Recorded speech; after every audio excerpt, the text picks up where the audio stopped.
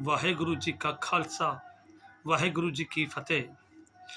जिस तरह के मैं आज आप सब से अपनी एक बात साझा करना चाहता हाँ कि जिस तरह मेरा सिख सिखलीगर समाज आज जिस तरीके वो तरक्की थे और गुरु दे नाल जुड़ रहा है, बहुत सोहना लग रहा है।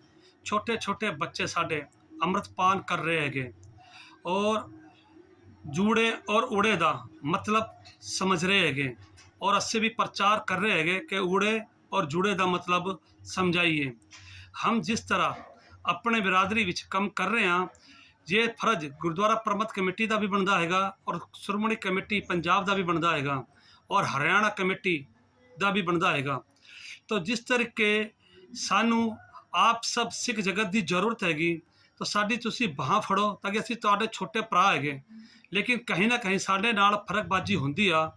तो साडा जो नौजवान यूथ हैगा उन्हां दा काफ़ी दिल टूट गया हैगा, क्रॉस विच भी हैगा कि जिस तरीके से स्टेडां ते खड़े होकर के मेरे सिख भरा जब भी कोई भाषण देंदे हैं तो वो ये कहते हैं कि असीं 2% हैगे। तो पाजी अगर तुसीं 2% हैगे, मैं सिख जगत नूं पूछना चाहता हाँ कि जब सर्वे किया गया सी और खास करके माननीय प्रधानमंत्री सिंह जीके जी ने 2016 विच भाई लक्की साहब बंजारा हाल रकाबगंज विच एक स्पीच दी सी, जिन्होंने उसने दसिया सी कि सिखलीगर समाज 4% हैगा और बंजारा समाज नूं जोड़ लिया जाए और गुरु नानक नाम लेवा नूं साडे नाल जोड़ लिया जाए और तो असी कम से कम 12-13% हो जाते हैं। तो क्यों नहीं जोड़ा जाता? फिर अपने आप को 2% घट गिनती बता करके क्या आप जितनी भी सिखी जथेदारी हाँ, तो मैं उन्होंने पूछना चाहता तुसीं साडा हौसला कम नहीं करते कि असी सिख नहीं है? तुसीं क्यों नहीं दसदे कि ये भी साढ़े सिख है?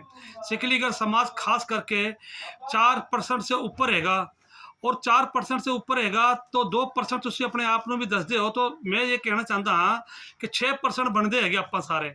तो असी तुसीं जब जिस तरह स्टेट से दसो साडा भी मान बढ़े, साडे भी हौसला वजाई जागे, तो असी भी आप बड़ा भरा मानते हैं, तुसीं सानू छोटा भरा नहीं मानते। आपके इन पीजों की वजह से कहीं ना कहीं हमें निराशा और आलोचना सहने पैंदी है। जिस तरह का कुछ दिनों पहले अस्सी कोई पार्टी ने सानू टिकट दी सी, जो साडा मान भी बढ़िया सी, जागो पार्टी ने सानू टिकट दी सी, सिखलीगर समाज नूं मान बख्शिया सी। लेकिन ये जो सिखां दी पीस सी कि असीं 2% हाँ, वो सानू सिख नहीं मनते। इहदी वजह से सानू काफ़ी अपनी बिरादरी से अलावा सुल्तानपुरी से अलावा जो बाहर के एरिया सी उस एरिया दे विच सानू उन्हें तो प्यार नहीं मिल पाया। मैं समझदा हूँ वो प्यार सानू क्यों नहीं मिल पाया, इसकी वजह मैं आप लोगों की पीज या आप लोगों के भाषण नूं समझदा हाँ कि तुसीं जिस तरह भाषण दे 2% है, तो लोगों के विच जो साडे सिख है उन्हां दे विच दिमाग में ये गल जाती है कि 2% खाली आप ही है सिखलीगरां नूं सिख नहीं मनते। क्यों सानू तुसीं साडे नाल कोई घिना करते होगे या साडे नाल कोई फर्क रखते होगे? तो मैनू इसी चीज़ का काफ़ी अफसोस हैगा। सन 1984 विच जितना खून सिख भरा दा बहा उतना ही सिखलीगर समाज का भी बहा, फिर भी साडा हक सानू नहीं दिता जाता। तो मैं ये कहना चाहता हाँ कि तुसीं साडी बाह क्यों नहीं फड़ते, क्यों फर्क रखते हो साडे नाल? तो इस तरीके से आपकी पीछ से सिखलीगर समाज काफ़ी नाराज़ है, काफ़ी आक्रोश में है। और तो इस चीज़ को आप लोग संभाल सकते हो।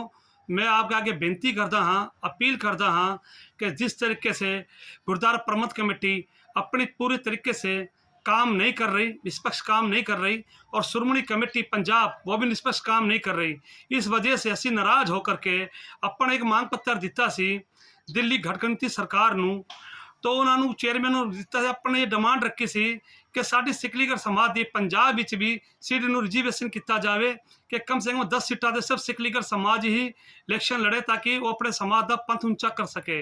इदा ही असीं दिल्ली विच भी मांग करते हाँ कि साडी घट गिणती कमिश्नर नूं असीं बहुत जल्दी जाके मिलांगे, उन्होंने मांग पत्र देंगे, उन्होंने अगे अपील करांगे साडी भी इत्थे कम से 5 सीटां कम से कम रिजर्वेशन की जाए जिहदे उत्ते सिर्फ सिखलीगर समाज का ही बंदा इलैक्शन लड़ू, ताकि वो इलैक्शन लड़ूगा तो एक सिखलीगर समाज का साडा बंदा जितूगा।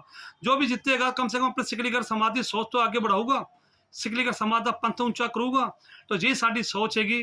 अगर सिख जथेदारियां ने इस तरफ ध्यान ना दिता तो सानू बाहर उतर के सड़कों पर उतर के अपनी मांग मंगांगे और अपन ਚਾਹੇ ਜੰਤਰ ਮੰਤਰ ਜਾਣਾ ਪਏ, ਚਾਹੇ ਸਾਨੂੰ ਆਕਰੋਸ਼ ਕਰਨਾ ਪਏ, ਚਾਹੇ ਸਾਨੂੰ ਕੋਈ ਹੜਤਾਲ ਕਰਨੀ ਪਏ, ਤਾਂ ਅਸੀਂ ਹਰ ਚੀਜ਼ ਕਰਾਂਗੇ। ਆਪਣਾ ਹੱਕ ਅਸੀਂ ਲੈ ਕੇ ਰਹਾਂਗੇ। ਸਾਨੂੰ ਸਾਡਾ ਆਪਣਾ ਹੱਕ ਚਾਹੀਦਾ, ਸਾਨੂੰ ਹਮਾਰਾ ਹੱਕ ਦਿਓ।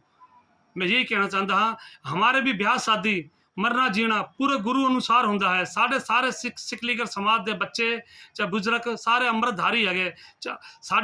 हमारे घर कच्चे जरूर है लेकिन साडी सिक्खी पक्की हैगी। मैं ये अपील करना चाहता हाँ कि सानू हाथ फड़ो, तुसीं साडे बड़े भरा है, साडी मांग पूरी करो।